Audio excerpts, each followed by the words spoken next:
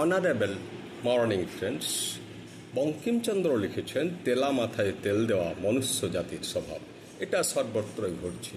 যে দোকানে বেশি কাস্টমার সেই দোকানে আরও কাস্টমার লাইন দেবে, পাশের ফাঁকা দোকানটাতে ঢুকবে না। দোকানদার দরিদ্র কাস্টমারকে টাকার জন্য বেশি তাগাদা দেয়, ধনী কাস্টমারকে কোনো তাগাদা দেবে না।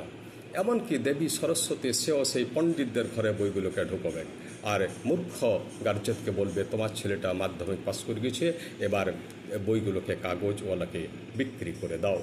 এমনকি প্রকৃতির যে মেঘ সেও সেই যেখানে প্রচুর বড় বড় জলাশয় আছে সেখানেই জল ঢালবে, মরুভূমিকে সে যাবে না।